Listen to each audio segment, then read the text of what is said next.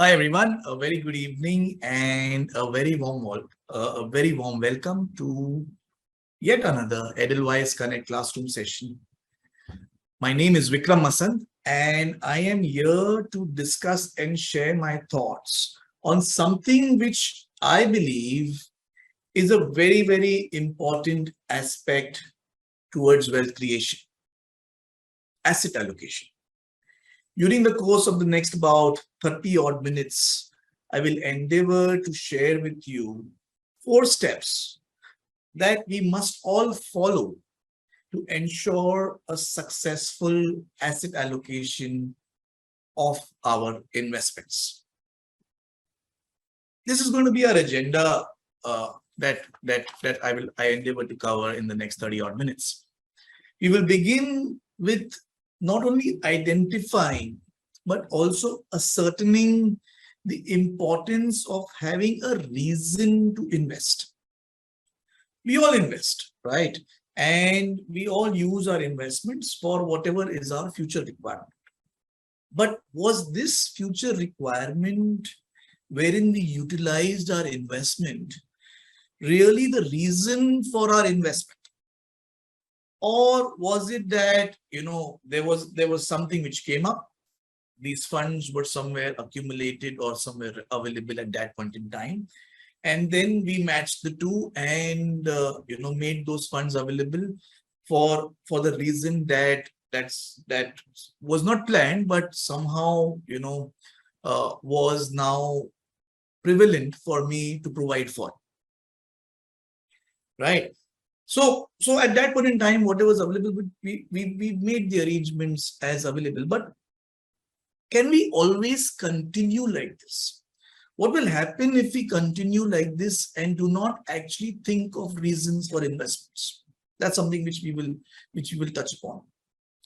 Once we have identified the reason for our investments, it is also important for us to assess how much of a risk to capital am I willing to take for fulfilling that reason? Spending time in assessing my risk tolerance is important to understand and identify from the various investment avenues available, which one best suits meeting my investment requirements. So that's going to be the second point. The third point that we will focus upon is understanding and evaluating from the numerous investment avenues that are available, which one is best suited for me to look at or to deploy my investments into, in order to have a best probable chance of reaching for the investment goal that I have been planning for. That's going by 3. And lastly, after identifying the investment avenues, we will look at determining the percentage of our investment that we need to do in each of the identified investment avenue, so that I am best prepared to manage the uncertain times that my investment will probably get exposed to, and tide over that uncertainty and reach my financial investment purpose. Perhaps the most important but very underrated step of investing is this asset allocation. My personal understanding or thought is that we do not spend as much time as we should in this important aspect of investment. And I sincerely do hope that towards the end of our session today, I am able to share with you and convince you the reasons why it is extremely important for us to spend perhaps a little more time in ascertaining the asset allocation that I must deploy to successfully reach for my financial goals. So that's going to be my agenda. As usual, if you have any queries or questions, please post it on the chat mode. I will respond to each and every one of them towards the end of our discussion. Okay, so moving on, let's begin and let's look at the first step, which is defining my reason for investing. Why am I investing? Why am I partaking with my hard-earned money and not spending it? Why do I feel the need to invest? What is that reason? It is very, very important to decide or think of a reason for investing. Not having a reason for investing, if I were to compare it, I would compare it to, let's play, you're playing football, but there is no goalpost. It's like traveling on a journey, but you don't know what your end destination is. You may enjoy your travel, so while you're part of the investment process, you would see your value appreciate and you would like it. Similarly, when you're traveling, you enjoy the travel by itself, but not knowing your destination can lead to an endless journey, which may be exciting. But reaching a destination of your choice is always more satisfying and fulfilling. If you want to take control of your money and create a financially secure life, you need to set financial goals. Having a financial goal can set you on a path to achieve financial freedom, which I personally believe is what we all strive for.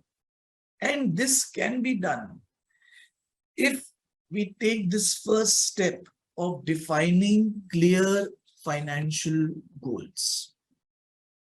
Now, your goals are your personal choice, right? It can be anything that you wish to spend your future generated income. It could be a short-term goal, a medium-term goal, or a long-term goal. It's completely your choice. But what it definitely needs to be, it needs to be what we call as a SMART goal. SMART is an acronym where if we break it down, it stands for specific, measurable, achievable, relevant, and time-bound. So, is your goal specific? Why are you investing? Do you have an idea for it? Is it measurable? How will you know that you reached your goal? Is it achievable? Now, when it comes to achievable, people say that it's always good to, have a stretched target or a stretched goal. Yes, it's always good to have a stretched target or a stretched goal, but don't stretch it so much that, at the start itself, that I'll never get there. So it should always be stretched, maybe, yes, but it should be something which you think is achievable, is within your grasp. So it needs to be achievable. It needs to be relevant. Your goal needs to be important to you. If it is not important, I can probably be very certain that whilst you're at it, you lose interest. It has to be relevant. Why am I investing and why is this purpose important for me? It could be anything, but it has to be relevant. And lastly, it has to be time bound. Every goal needs to have a time period where it will end. It cannot go on forever. Hence, you need to define by when would you need this financial requirement, so that you know by when will this goal end. So your goal needs to be smart. Let me give you some examples. Suppose, you set a target that I need 10,000 rupees to buy a car by 2027. Now, is this specific? Yes, what is it that you're running for. Is it measurable? The value that you're fixing is about 10,000 rupees. So it's a measurable value, right? And the time period by when it has to happen. So it's measurable. Is it achievable? Obviously, that will depend on how much are you investing, and what is going to be a modus operandi in your investment process. So, I mean, that's something which would need to be evaluated on a one-on-one personal basis. Is it relevant? Now, is it relevant for you to buy this car in this 5-year period? That's something which is again personal. It needs to be defined and described, and how it is on a personal level. Is it time bound? Yes, it is time bound. You know that by 2027 it needs to be achieved. Let's look at another example. I need to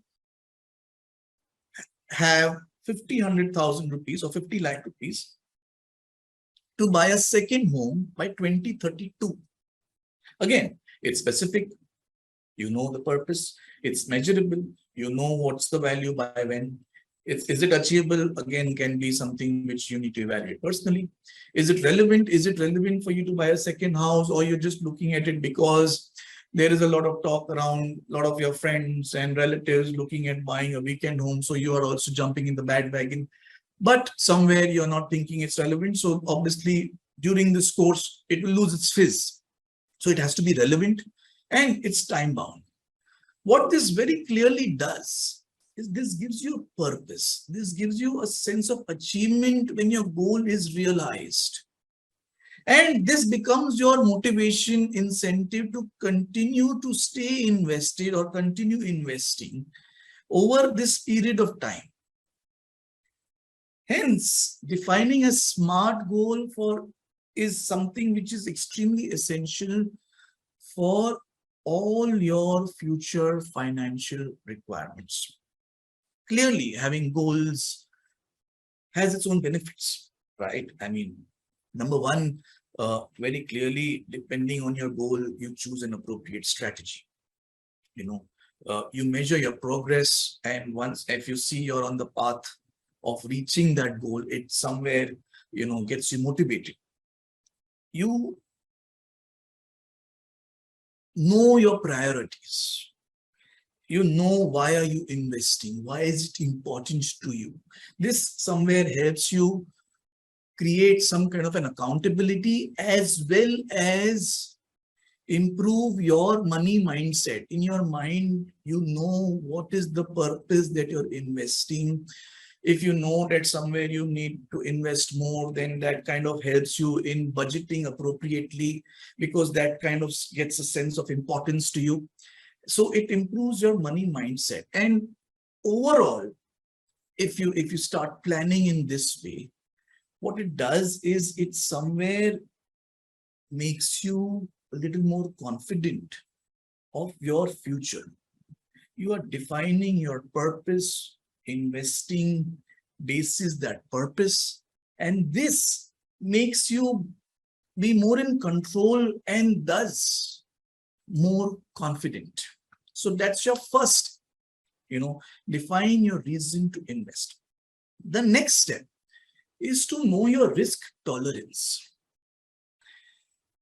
Risk tolerance is your ability to quantify the loss of capital that you're willing to take during the course of the investment journey in order to reach a financial goal, right? You need to, so it's something which we all know. Investments have its own, graph by it which moves. There will be certain volatility that your investments may get exposed upon. And I, as an investor, needs to absorb this volatility, and I'll only be able to absorb this volatility if I am able to somewhere assess of how much of this risk tolerance am I able to bear. So you need to assess what percentage of investments during the course of your investment journey are you willing to deploy into, let's say, higher volatile assets. And basis that, you need to spend time to find out and ascertain how much risk are you willing to take, and then check which asset class best fits into your temperament and invest accordingly.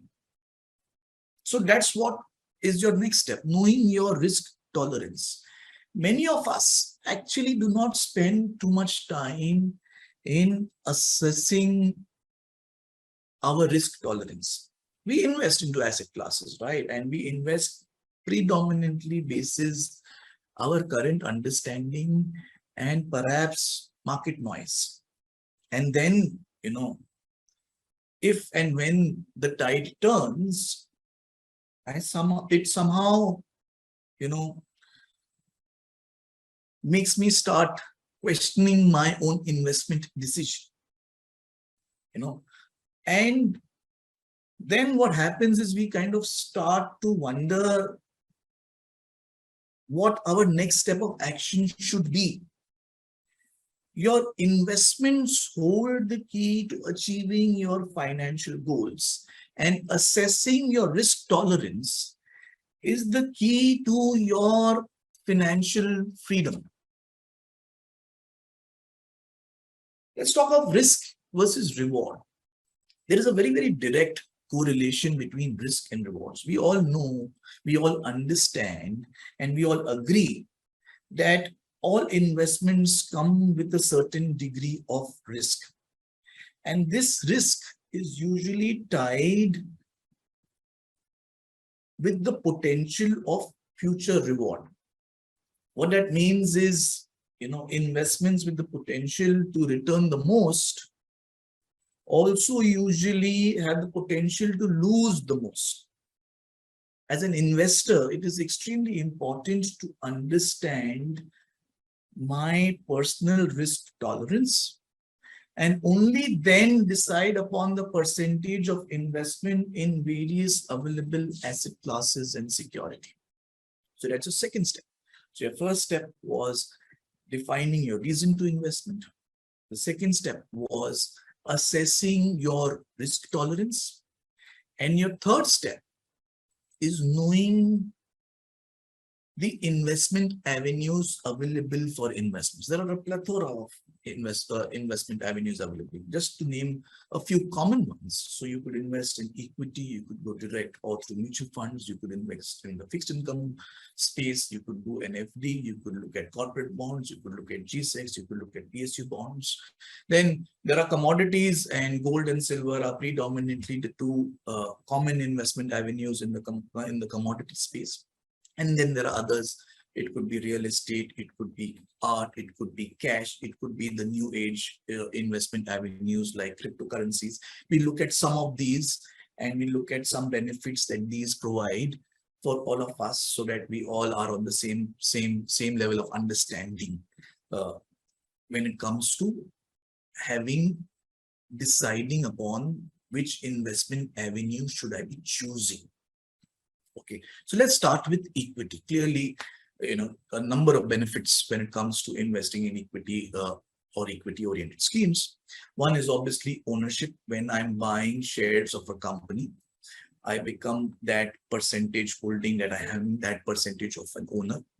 And this gives me voting rights, and this gives me that much rights to percentage holding in that organization, that's the stock, which organization I have bought. That's the first benefit. The second is, equity investments over a period of time have known to perform better or give you higher returns in comparison to other investments. So that's clearly a benefit that you have, because over a long period of time, they generate better returns is what we have seen in the past. The third is, when you invest in equity or equity-oriented schemes, it's not only the capital gains that you get over a period of time, but many a times the companies also decide to share their surplus profits in the form of dividend. So that also adds to your income kitty. Then there is something which also adds the benefit, which is liquidity. Equity investments are generally known to be highly liquid. So whether you invest in direct stocks or invest in equity-oriented mutual fund schemes, if you want to sell your units, they're generally very liquid, and you do not have any stress in liquidating and redeeming those units.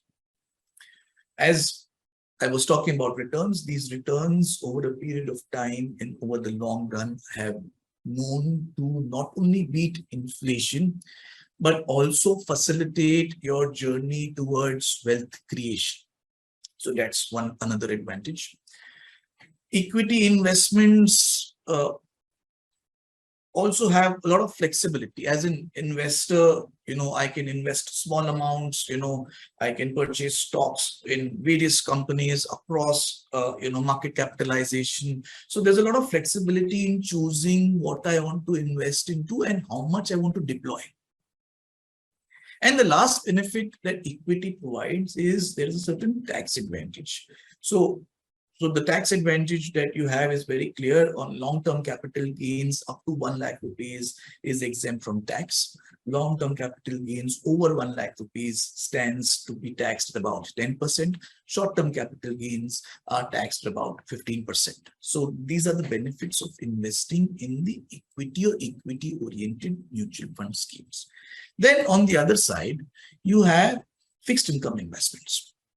When you invest in fixed income products or fixed income products through mutual funds, one clear benefit that you have is it's a diversification from investing into equity or equity related products. So we all know equity or equity related products are subjected to a certain amount of volatility because that's how the markets operate. And to be able to absorb that volatility, it is important for me to diversify, and fixed income provides a very good diversification tool, which is generally not known to be so volatile. So there is an absorption over there, and there's a steadiness which fixed income instruments and investing into fixed income gets. So that's your first benefit. The second benefit is, fixed income instruments generally help you to protect your capital. So there's a degree of capital preservation or protection that it gets. So when I'm investing in fixed income, my mindset is more tuned towards that my capital should be protected. And that is what fixed income instruments generally try to deliver upon. So that's the second benefit. And the third benefit, you earn certain returns in terms of interest on your fixed income instruments. So there is a certain level of income generation too, which you garner by investing into fixed income instruments. So that's your third benefit. Let's move on to a very interesting space, gold and silver. I'm sure, it's very interesting. And the reason why I call this, because I'm sure that most of us, we have some investments in these two forms, in these two instruments.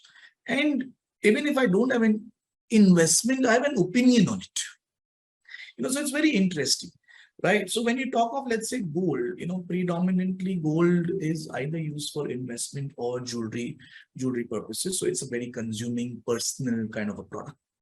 What we've seen with gold is generally they perform whenever equity markets are tending more towards the downward trend. So whenever equity markets are in a little excess stress, at that point in time, if you see trends, and we'll probably see some in the next few slides, you'll see that gold tends to perform better during those times. So if you're talking of a very clear correlation, it has a very low correlation when it comes to equity markets. And what we've also seen, and we'll see some slides in the next few ones, that gold has proven to be a very good hedge against inflation. So that's where gold comes in. When we talk of silver, silver, I don't know how many of us are actually aware, but it's actually a very strong industrial use, new age technology used product.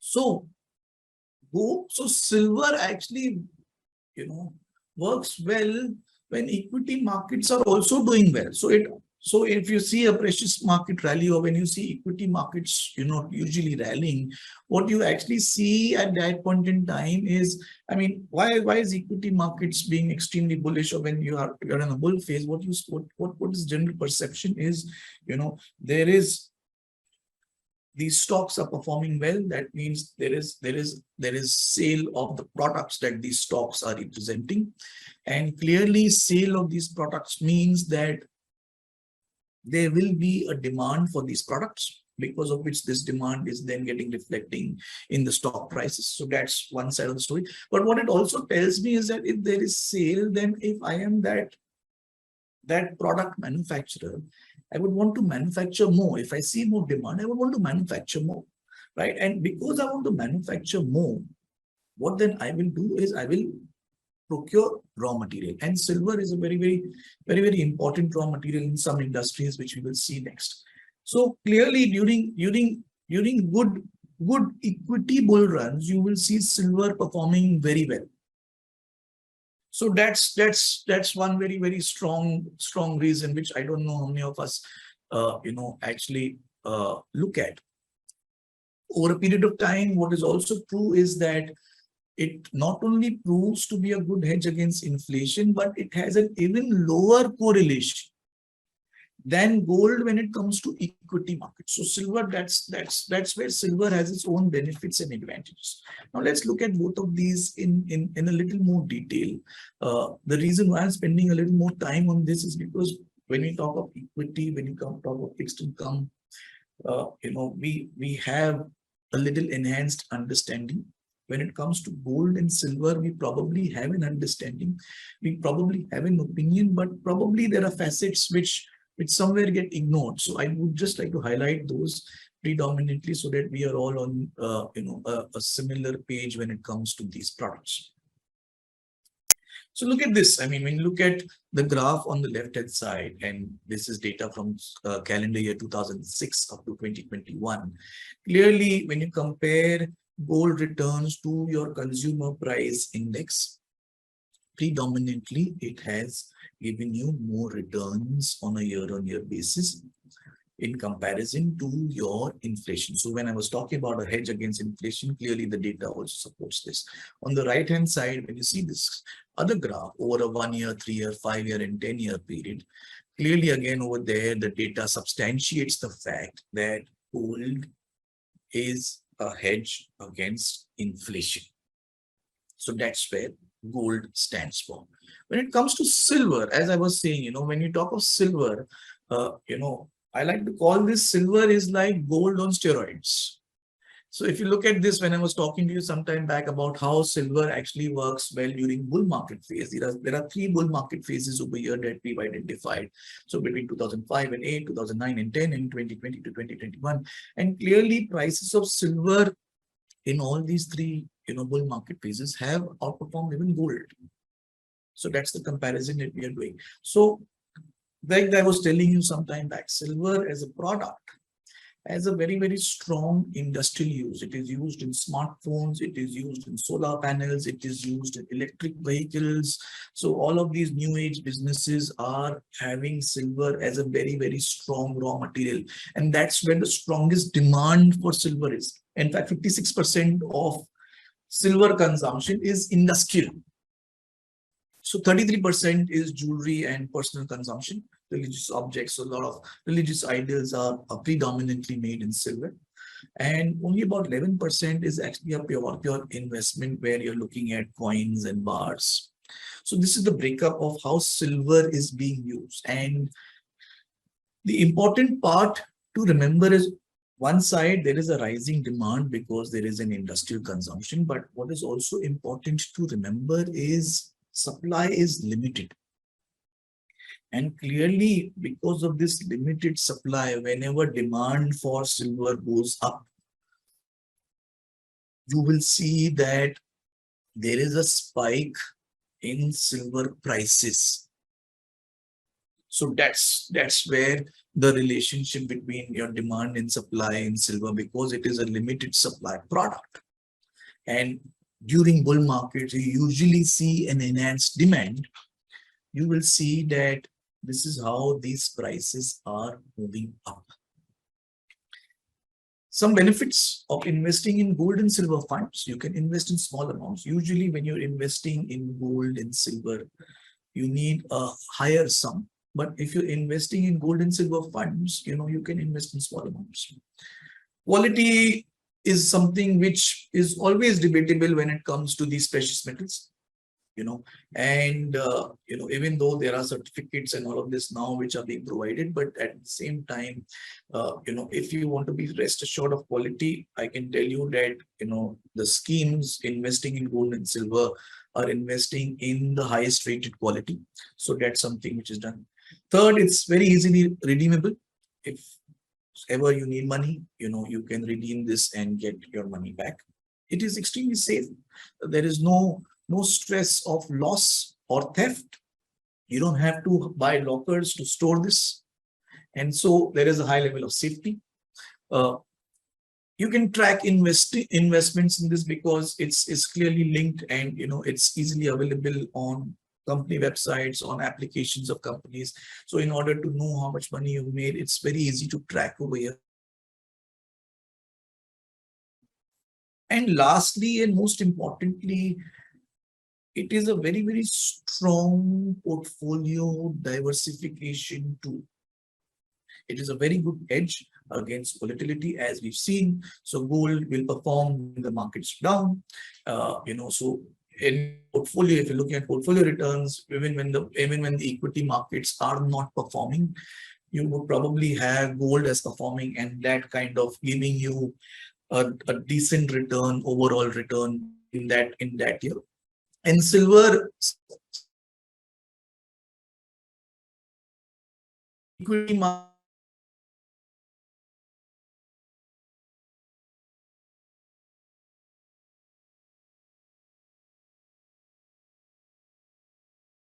when you're buying gold, uh,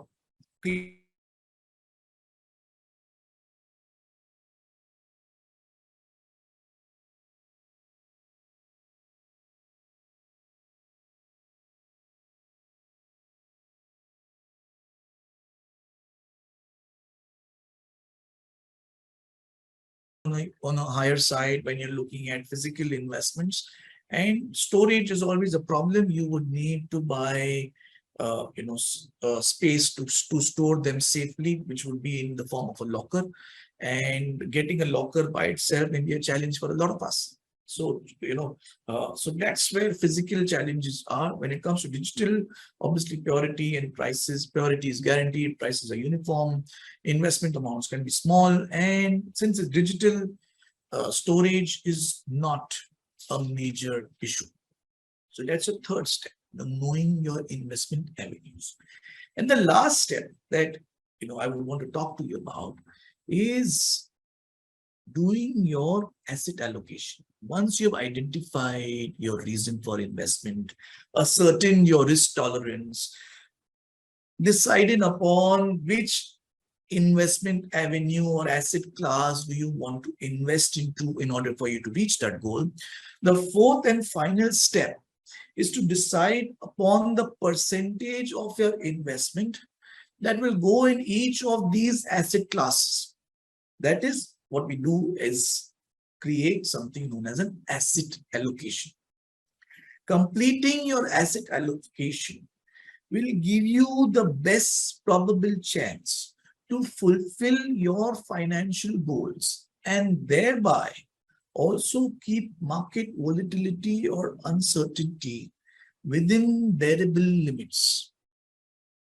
It is a very personal and an individual decision, right? It cannot be a one size fits all. It has to be something which has to be customized to my requirement, to my risk tolerance. And hence it is something wherein we all should spend some time in having a good percentage allocation into those asset classes which I feel I will be able to absorb the volatility and give me the best chance of reaching for my goal.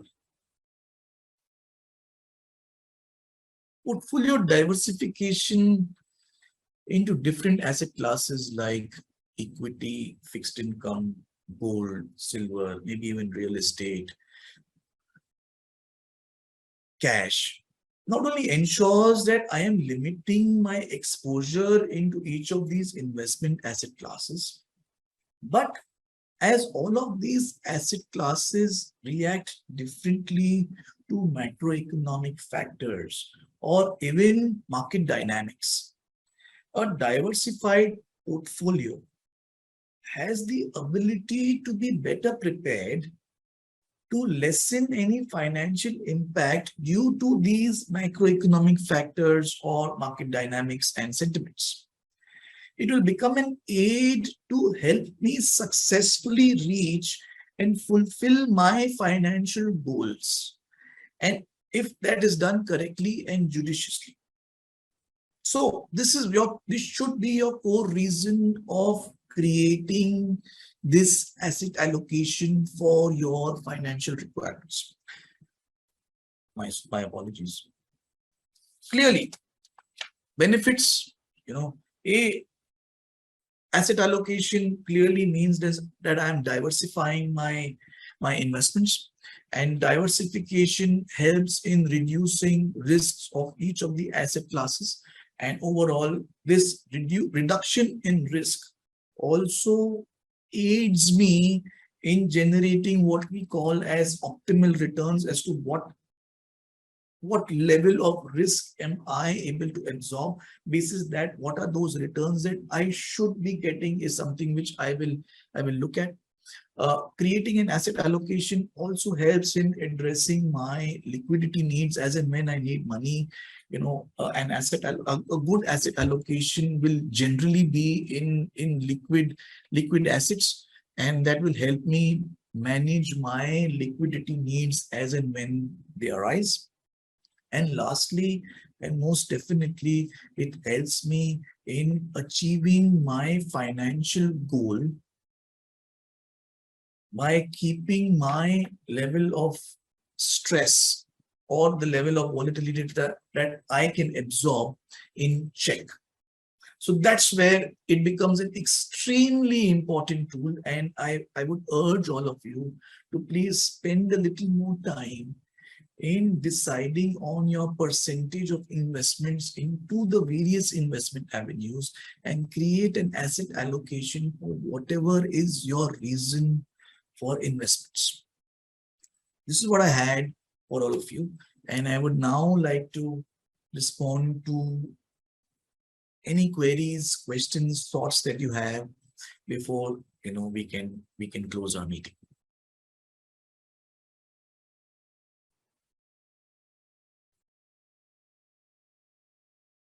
What I'd also like to share with you is in September, what we're doing is we're coming up with a very, very interesting quiz for all of you from all the Edelweiss Connect classroom sessions that we have conducted.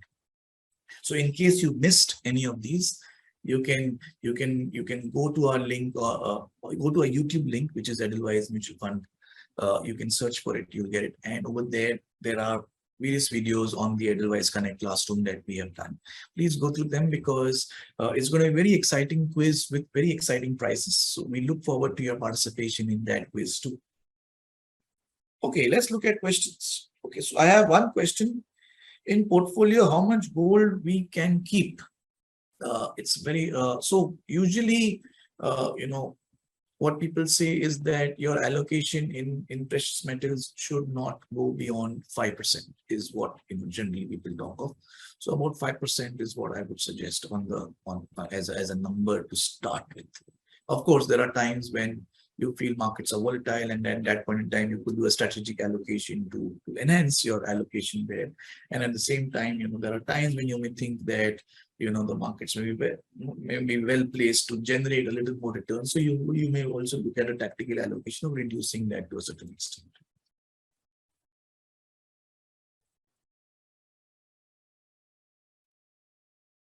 Once more, if you have any queries, questions, anything that comes to your mind with regards to whatever we were speaking about today, I'll be more than happy to respond to them before we can end our meeting today. So there's a question which has come. How do you come up with the percentage allocation for each asset class? Like I was saying, first of all, you need to understand what is your reason for investing. So that is your financial goal. You need to understand your time horizon towards reaching that goal. So how much time are you going to stay invested?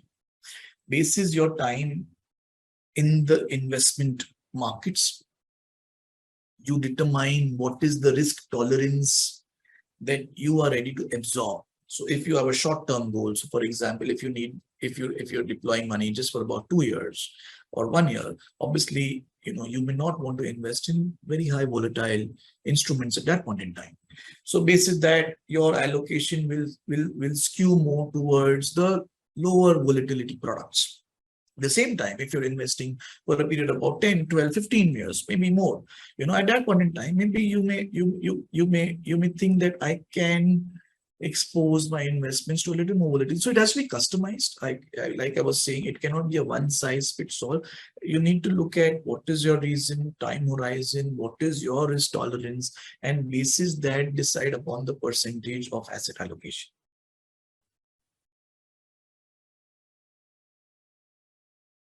So there's a question of how to buy silver. So there are silver funds that are there, that are available in the market.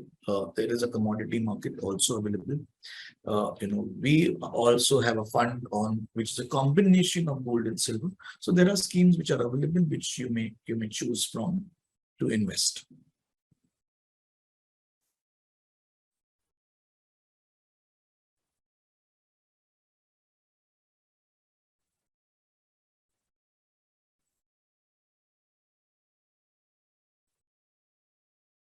Anyone else? Any queries, questions?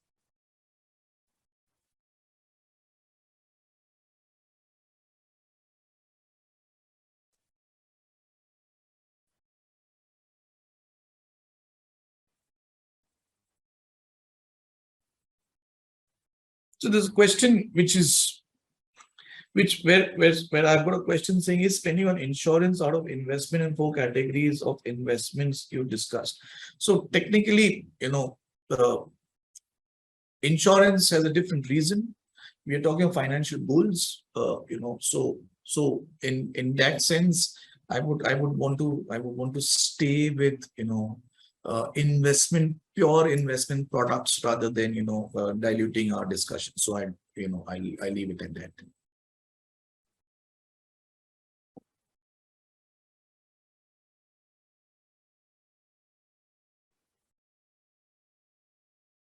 Any other query, question?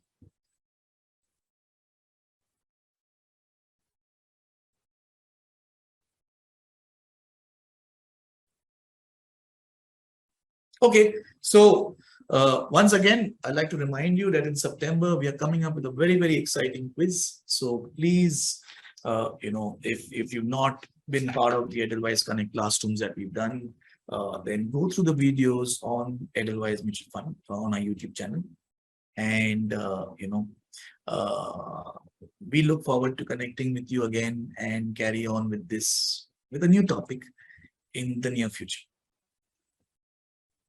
Great. Thank you very much. Our YouTube channel is Edelweiss Mutual Fund. So please go through that and, get ready for an exciting quiz in September. Thank you very much for your time. As usual, it was a pleasure. Thank you. Mutual fund investments are subject to market risks. Read all scheme-related documents carefully.